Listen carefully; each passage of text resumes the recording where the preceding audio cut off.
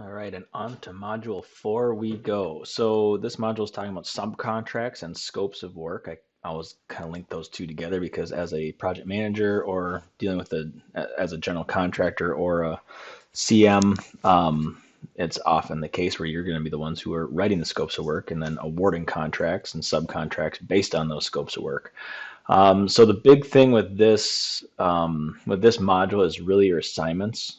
There's only one lecture dealing with subcontracts, and there's not a ton of information in there. And hopefully, most of you who have been in this industry understand how the subcontracting world works. So I'll let you guys go through this, but it does talk about pre-bid shopping and post-bid shopping and some of the illegal practices that are related to awarding subcontracts from both sides, both project management and from subcontractors. Also talking about different, why we subcontract out some work, why not others, how rules and regulations sort of change based on, there's a lot less with how you have to actually go award a subcontractor.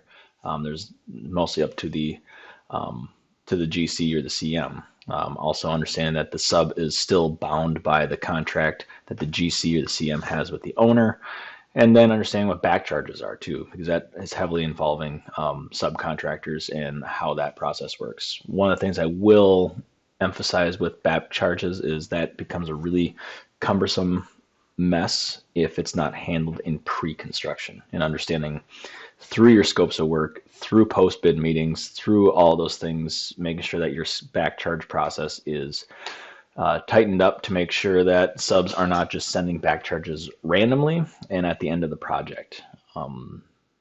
Generally I would say you have a X amount of time to make sure that the superintendent or project manager are made aware of a situation, and then you have to grant another X amount of time or reasonable amount of time for that correction to be fixed before we can start going down the back charge route. If it can't be fixed, then at least we've given the other company indication of this is coming and they're going to be having to pay the bill. But as you can see, that does become a mess if it's not clearly defined early on in a project. So yeah, I'll let you go through all that stuff. It's a little bit more of just understanding the terms again. Getting into the introduction to scopes and then contract buyout process. This instructional video right here will walk through a little bit more about actual steps of writing scopes of work. This introduction one is actually from a previous course where we start learning about scopes, how to write them, and it's from CN357. So it kind of just walks through the scopes, basics of them, creating bid categories and packaging. I always emphasize what some of the complicated scopes are, because writing a scope is kind of generic and simple, but then I always like to use that 95-5 analogy where 95% of it is pretty easy, takes up only about 5% of your time and 5% of your work, but it's the 5% of the scope writing that becomes very challenging and takes up about 95% of your time and causes about 95% of your problems. And that has to do with the one big example I give all the time, because it's very easy to visibly see, is like plumbing, for instance. We know that a plumber is going to install water heaters and all the plumbing pipes and the drainage pipes and all that stuff, but it's the connections at like the roof drain and how that's going to work, or the connections with bringing water into a facility, or how are we going to separate that water once it comes into the facility for the fire suppression company, and at what point do they stop and the fire suppression company start, or how do we deal with bathroom accessories and the install and the coordination, and there's all those different end pieces, and ultimately it comes down to when this one bid category, this one scope of work connects to another one, how is that process going to be changed? Another big thing that I'd like to emphasize when it comes to writing scopes is you're not there to provide the spec. The spec is already there. You don't need that detail. You're not there to provide details on the plans. Those are already there. Your job is to delineate what's on the plans and the specs into those bid categories so that subcontractors know what they're all responsible for, and then adding in the coordination aspects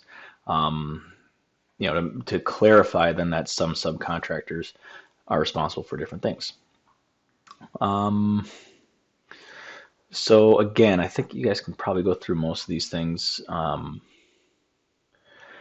Another big thing to understand too is the term generally specific or specifically general, however you want to say it. Because if you're too general, what ends up happening with a scope is you are leaving yourself open for liability because it's not clear enough as to who's doing what. If you're too specific, you're opening yourself up for more liability because then you're rewriting the spec.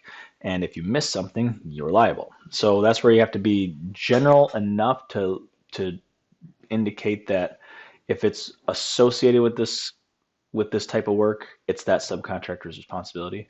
But you have to be specific enough to like show that, for things like doors and hardware, there's a lot of people that might be touching those products. You have to be specific enough to say like, maybe the project's big enough that a door and hardware company I will hire specifically for just the purchase of that, and I'll handle that as a project management team.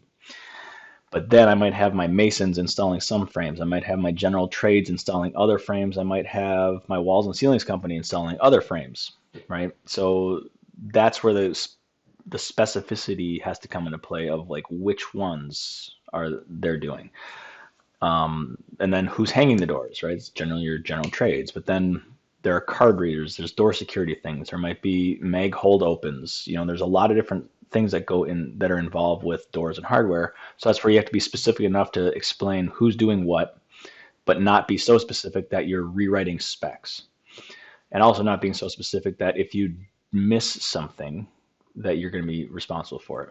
So one of the terms that I like to always bring up is which includes but is not necessarily limited to, right? So the big thing is you'd say like, subcontractor is responsible to furnish and install all, plumbing piping, right? So for all domestic water piping.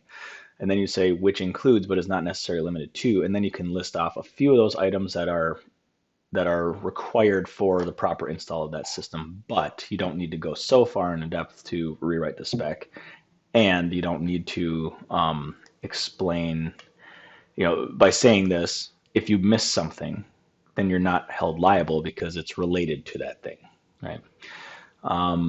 Right. Again, another quick example, a window jamb. There might be 6, 7 subcontractors working on this window jamb. So this is enough to take a detail right out of the plans and say, you're responsible for this, you're responsible for this, you're responsible for this, and it clarifies things, right? So that's being specific enough, not saying what those products necessarily are because it's already in the plans and specs. Then get into bid packages, bid categories. I list some complicated scope items here, and then obviously the importance of communication and then meetings when it comes down to it. And then examples of scopes at the bottom. So I'll let you guys take a look through that. Again, take a look through this scope writing instructional video because that'll help. It'll explain this one, the contract buyout process, which is, kind of leads up to the scopes, how that all works, and then back charges. You're going to have 2 different assignments for this one. It's going to be your individual scope where you're going to be writing your own scope of work based on the set of plans and specs from the Dome Football Center. You're going to be spending that, and then you'll be in a group working on a group project to do a full scope of work for the entire project for this Dome Football Center plans and specs. Those will be assigned to you. I will give you pretty much most of the rest of the semester. Check your due dates. But this one will linger on for a little while because it's going to take obviously some coordination between class members. And then here is so P1 submission this is broken up into 2 steps. I should pull this up for you just so you can see what it looks like. The first step is just laying out bid categories. The second step is actually going through and writing the entire scope. So let's see where we are here. So you're going to need at least 8 bid categories. So that's what you're going to be doing to create your scopes of work. You create the bid categories first to say who's going to be responsible for this. Generally speaking, you're walking through your specifications, looking at the different CSI divisions and breaking those up. So like Division 2 is your existing conditions. For this project, we have demolition. That might be its own subcontractor. Division 3 is your concrete. That's generally its own contractor. However, if there's a small amount of work like this project is, probably not going to find your own contractor to work on just concrete. So you might have to lump that into general trades. Division 4 is masonry. That's probably its own, right? Division 5 then starts to get a little bit more tricky because now we have potentially structural steel, we have miscellaneous metals, we have that kind of stuff going on. We also have cold form metal framing in Division 5, but that does not fall into its own category. That's normally with the walls and ceilings. we get into Division 6, it starts getting even a little more challenging because now you're talking woods and plastics. Normally you have your general trades that does anything with wood, right? But then you also might have millwork and stuff like that. So generally your millwork companies don't do any install.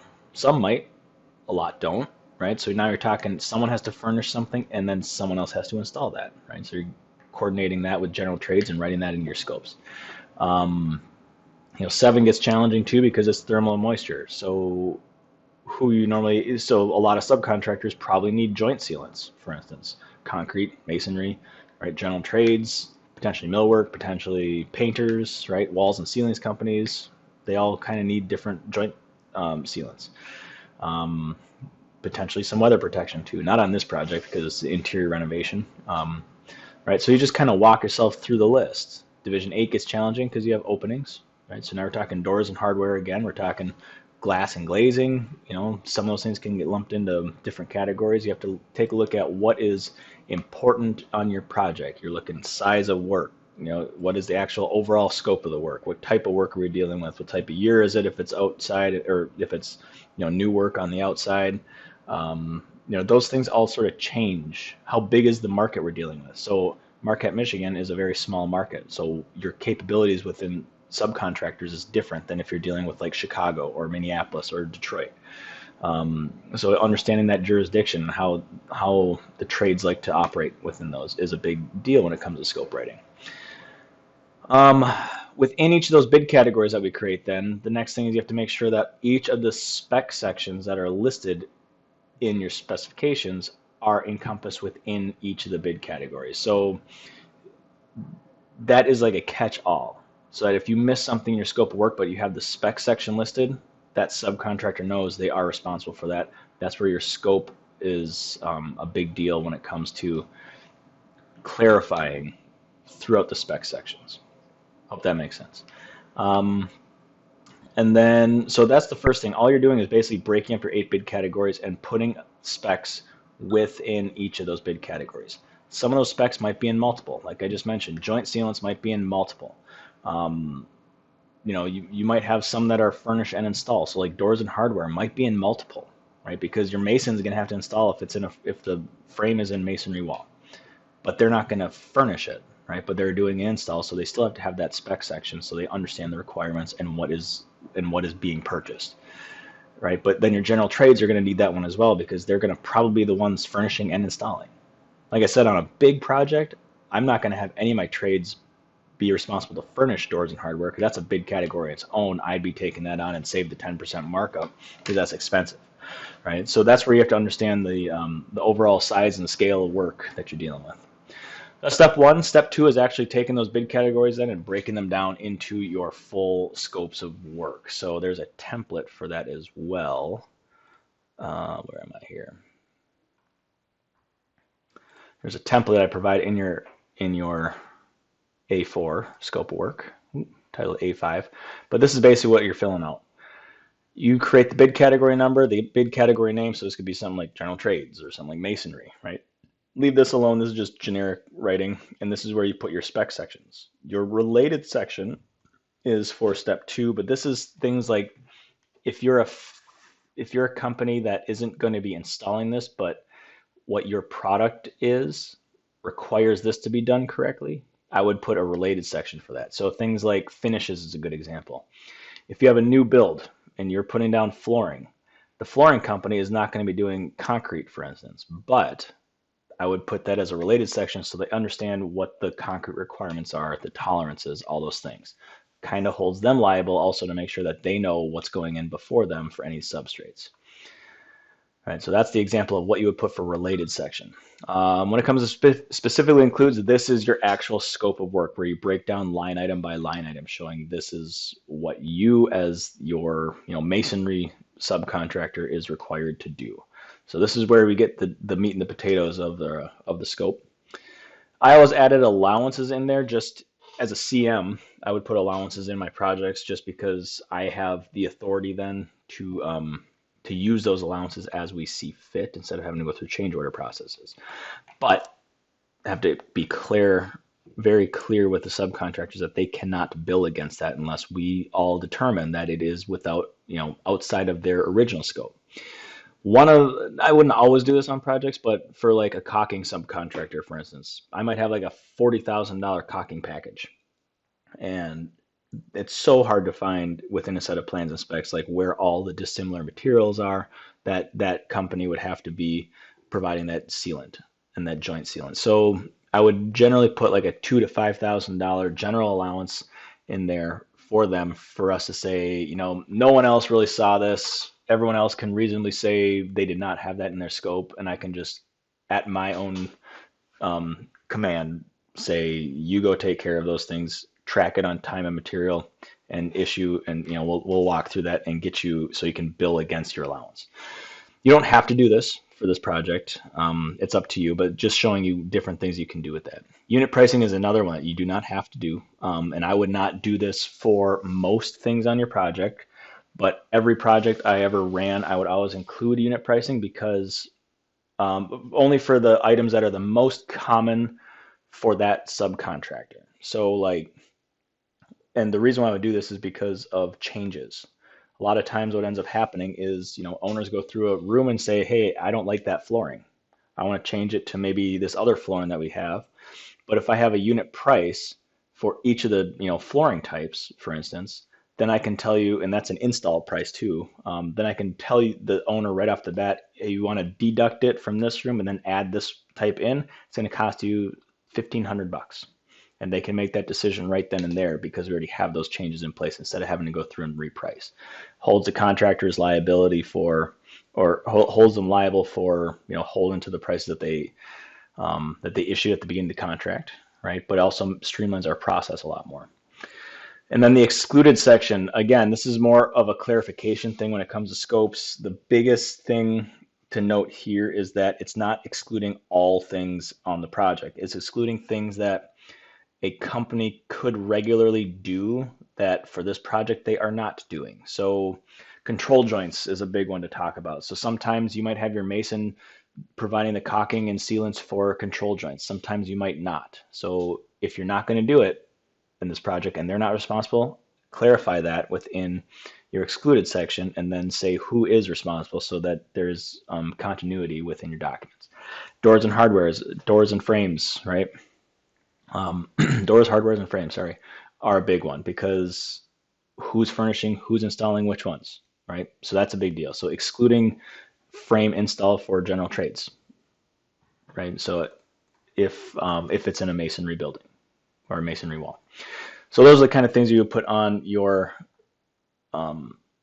into your actual bid category, and then this document in a real project would then go into your front end, your project general requirements, so that your subcontractors knew exactly what they were bidding on, and they can view all of the bid categories. So your scopes will then get sent into those. Okay, hopefully that's enough information to get you guys all rolling. Sorry, I have a typo there with the A4 and A5, but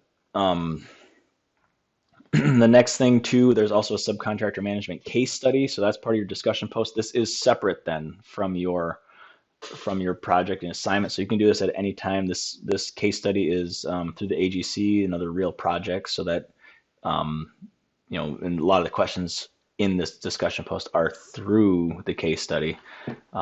So just make sure you read through that. It's good information, so you understand, like, these are the kind of problems that really come up in the real world, and hopefully you learn from other people's mistakes and other issues that come up, and learn how to manage those. And then a quiz. So that was a pretty long-winded one for a module introduction, but hopefully you got enough information to get rolling on your assignment and your team project, and I'll make sure to get those teams listed here shortly if they aren't already. And feel free to reach out to me if you have any other questions on that. Thank you.